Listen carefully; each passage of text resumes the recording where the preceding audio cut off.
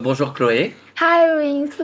What topic are we today talking about? Alors aujourd'hui, on va parler de tout ce qui est écosystème, écotaxe, qui est en train de se mettre en place autour des batteries lithium. Il y a une nouvelle loi qui est récente, qui est de août 2025, en même temps que cette vidéo, on va dire, dans la même période, qui impose les entreprises à déclarer leur batterie, s'acquitter de taxes qui doit servir au recyclage et au réemploi des batteries. Donc à toute la chaîne à la fois logistique et de reconditionnement ou de recyclage. Donc il y a une taxe qui est mise en place. Les entreprises, elles sont à présent soumises à ces taxes et à ces déclarations. Donc je vais quand même continuer un petit peu en continuant dans ce sujet-là. Donc cette taxe, elle est censée englober le coût du transport, de collecte. Elle est censée englober également le conditionnement, parce que les batteries qui sont des batteries qui ont déjà été utilisées, ça peut être considéré comme des batteries dangereuses. Donc il y a des réglementations en termes de conditionnement. Donc, on pourra faire une vidéo là-dessus, mais en gros, il y a des conditionnements qui sont certifiés P 904, 908, 906 et LP. Donc c'est des conditionnements qui vont résister en cas d'incendie. Donc ces batteries collectées, elles sont censées respecter ces conditionnements-là. Et après ces conditionnements, partir en transport pour être reconditionné et recyclé. Donc reconditionné ou recyclé, ça va être la séparation de matière. Donc là, on rentre dans le vif du sujet, dans la séparation de matière.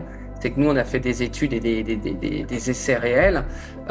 Aujourd'hui, ces organismes d'écosystèmes argumentent et utilisent des slogans en disant que la valorisation de matière est intéressante et rentre dans le recyclage. Mais en fait, c'est moyennement vrai parce qu'en fait, aujourd'hui, quand on regarde bien le coût du transport, parce qu'encore une fois, des batteries, c'est des transports de matières dangereuses, donc c'est réglementé. Le coût du conditionnement et le recyclage, si on est dans le recyclage, on est dans des procédés qui sont de la pyrotechnie, c'est-à-dire on va brûler avec du gaz les batteries pour séparer les matières. Si on est dans du reconditionnement, on a des coûts humains de déconditionnement pour refaire des batteries. Quoi qu'il en soit, ces trois points-là, le conditionnement, le transport, le conditionnement des batteries et le recyclage ou le réemploi, sont plus chers que la valorisation des matières.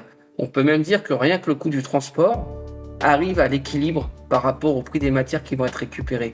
Donc on est vraiment dans un mythe de dire que en collectant les organismes agréés, en collectant les batteries, en les recyclant, il y a une valorisation de matière qui est faite. Il n'y a pas une valorisation de matière, c'est vraiment de la perte. On peut même dire qu'on a vu plusieurs études et aujourd'hui ça a un peu changé, mais ça reste quand même, on va dire, dans la même logique. C'est qu'on considère que le coût de la batterie en production est équivalent au coût du recyclage. Donc quand on va collecter avec des taxes qui vont être de quelques pourcents par rapport au prix de la batterie, c'est pas possible de recycler ou de reconditionner par rapport à ces budgets-là. Mais ces entreprises-là, enfin ces organismes agréés, c'est des organismes qui sont des bureaux administratifs qui sont pas dans l'opérationnel et qui connaissent pas justement cette supply chain, toute cette chaîne logistique qui est très coûteuse, bien plus que la matière qui est récupérée dans les batteries, qui va être le cobalt, l'aluminium, qui, même si ça a une valeur comparée, ça vaut pas grand-chose. Voilà. Okay. What organization to approve organizations app? Oui, il y a des dérives. Il y a les dérives qui sont... les dérives vont dans la continuité de ce que j'ai expliqué. En fait, finalement, c'est que on va avoir des organismes agréés qui mettent en place des procédures et des procédures de logistique et de collecte, mais ne mettent pas des montants et des coûts opérationnels derrière sur ce qu'il y a réellement. Ce qui veut dire que, en fait, aujourd'hui, ces organismes-là cherchent des prestataires qui vont s'occuper du recyclage et du réemploi. Ils cherchent et ils en mettent en place. Mais en fait, ils veulent en mettre en place. Hein. Aujourd'hui, ils n'en mettent pas en place. Ils cherchent des prestataires pour les mettre en place. Et ça marche pas. Actuellement, ces organismes agréés vont parler de taxes que l'on doit payer à présent. Hein. Ils vont bien être très clairs et ils vont parler au présent. Et quand on pose de questions, mais quel recyclage, comment vous faites le recyclage, comment vous faites le réemploi, comment ça se passe, là on parle au conditionnel, on parle au futur, on est en train de mettre en place, on développe une organisation. Donc on parle dans le futur pour l'opérationnel, mais pour la collecte et pour les taxes, on parle, surtout pour les taxes, on parle au présent. Donc aujourd'hui, ils n'ont aucune compétence ou très peu de compétences sur réellement le réemploi des batteries, de quelle manière ça peut être fait. Ils ont certainement jamais mis les mains dans une batterie et tout est théorie. Et aujourd'hui, on en est là. On a des organismes qui finalement mettent en place de l'administratif, des réglementations, mettent en place des cahiers des charges, des organisations. Mais derrière, ils n'ont rien pour traiter les matières, rien pour traiter les batteries. C'est le vrai problème. Il n'y a rien actuellement. Il y a des organismes qui existent. Alors, je dis il y a rien. Il y a des organismes qui existent. Il y a des centres de recyclage. On va pas citer les noms, mais il y a des centres de recyclage qui vont brûler les batteries, mais qui vont pas faire du réemploi. Aujourd'hui, le réemploi tel qu'il est vendu en Europe, or ces réglementations viennent de l'Europe d'ailleurs, des directives européennes. Le réemploi en France, encore une fois, c'est tout simplement un mythe et on peut être que dans des personnes qui travaillent dans des bureaux administratifs pour sortir des telles choses.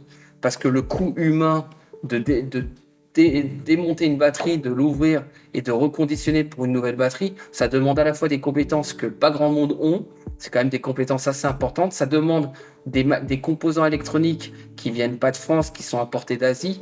Donc le réemploi, la réutilisation de batteries, c'est un argument commercial qu'ils utilisent d'ailleurs pour dire les contributeurs sont des adhérents à l'écotaxe. On parle d'adhérents, mais des adhérents pour quelque chose où il n'y a rien derrière. On parle d'adhérents uniquement pour payer des taxes, mais encore une fois, il n'y a toujours rien derrière. Il n'y a pas réellement des sociétés qui travaillent dans une bonne logique, dans le réemploi. Avant de parler de recycler, de récupérer les matières, la première chose à faire, c'est le réemploi, parce que là, il y a une vraie valorisation dans le réemploi. Le réemploi, on va valoriser une batterie, on ne va pas valoriser une matière. Et là, oui, il y a des choses qui sont possibles et il y a moyen d'avoir quelque chose où, en effet, ça peut rapporter de l'argent pour les sociétés qui le font. Mais le recyclage pur, ce n'est pas possible parce qu'aujourd'hui, on utilise de la pyrotechnie et la pyrotechnie, c'est du gaz, ça consomme énormément. Ce n'est pas possible de travailler et de réussir à aller dans cette idée-là. And how does the market behave? Alors, il y a beaucoup de dérives qui sont en train de mettre en place parce que justement, c'est un peu comme la taxe carbone. Quand on a des nouvelles taxes qui arrivent, il y a toujours des entreprises ou des gens, des personnes qui, eux, comprennent bien les failles d'un système. Eux, ils l'ont bien compris. Les services administratifs qui sont agrémentés pour collecter, eux, ne comprennent pas vraiment ce qu'ils font. Mais par contre, des entreprises privées, voire des gens très professionnels et très opérationnels, comprennent très bien les failles du système. Et il y a tout un tas de trading, de sociétés de négoce, d'achat-vente qui sont mis en place, qui, eux, demandent à être prestataires à travers ces organismes certifiés. Ils demandent à être prestataires pour recycler ou reconditionner. Donc les organismes agréés comme Ecotax, Écosystème, comme Écosystème sont très contents parce que ça leur permet de ne pas payer le recyclage et en plus des fois même de revendre la matière. Mais en fait, ils ferment les yeux sur un système qui est vraiment malsain puisqu'en fait, eux, ils sont gagnants puisqu'ils collectent les écotaxes et puis derrière, ils trouvent des prestataires qui vont faire du négoce, qui vont récupérer les batteries et qui vont les revendre. Mais derrière, eux, ils vont récupérer et revendre, mais il y a encore d'autres sociétés qui vont racheter et revendre, et ainsi de suite. Donc, c'est un système qui est très opaque, où finalement, c'est plus facile de fermer les yeux réellement sur ce qui se passe, sans suivre la traçabilité de qu'est-ce qu'on reconditionne au final. Ça, c'est la première question, mais finalement, ok, vous avez des prestataires qui reconditionnent. Ils reconditionnent où, quoi et comment. Ça, ils ne le savent pas. Ils font juste du négoce. Ils ont des prestataires qui disent nous on reprend vos batteries, il les revend. Le prestataire les reprend, donc la société de négoce les reprend, il les revend, puis l'autre société les reprend, les revend. Chacun gagne sans jamais toucher les batteries. Donc au final, on sait un peu où elles finissent parce que nous on a déjà suivi les parcours. Elles vont en Pologne, elles vont en Roumanie, elles vont en Ukraine. C'est des batteries qui finalement sortent de la France. Donc c'est quand même déjà sympa, c'est qu'on parle de recyclage, de faire attention d'écosystème, hein. Puis finalement on va polluer avec du transport qui part en Roumanie avec des batteries qui vont ainsi de suite passer de maillon en maillon où on ne sait pas du tout où elles finissent. Elles finissent peut-être dans un fossé ou réellement dans une déchetterie. C'est même fort probable. C'est-à-dire que chaque société de négoce tire son épingle du jeu et l'organisme d'ETAS agréé, lui, il donne au premier et il se décharge complètement du reste. Et ça, pour moi, c'est un peu inadmissible. C'est des choses qui sont déjà présentes, on ne parle pas hypothétique, c'est déjà comme ça actuellement. Il y a déjà des batteries qui sont collectées, qui sont données par des organismes agréés à des sociétés de négoce qui, eux, les revendent ainsi de suite pour que ça aille ailleurs.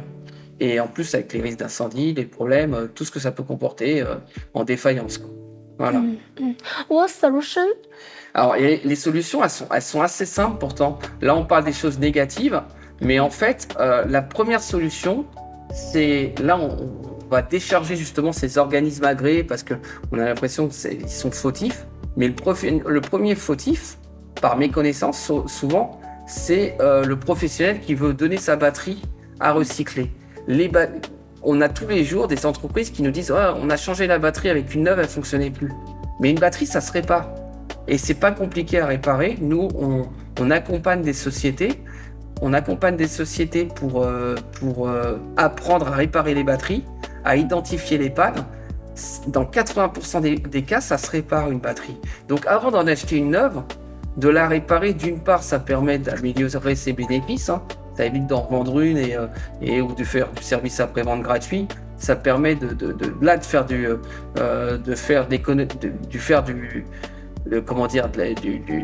travailler intelligemment. Donc, on répare les batteries, c'est la première chose à faire. Apprendre à réparer une batterie. Nous, on est là, on accompagne. S'il y a des professionnels qui veulent comprendre comment on peut réparer des batteries, on est là. Encore aujourd'hui, on a un particulier qui nous disait mais on veut réparer une batterie. On voit dans sa demande qu'il ne connaît pas de quelle manière il doit la réparer. Il fait des erreurs à travers sa demande, on comprend qu'il ne comprend pas. Mais nous, on est là pour accompagner. Donc la première chose à faire, c'est une batterie qui ne fonctionne plus, ça se répare, c'est des sécurités et c'est assez facile à faire.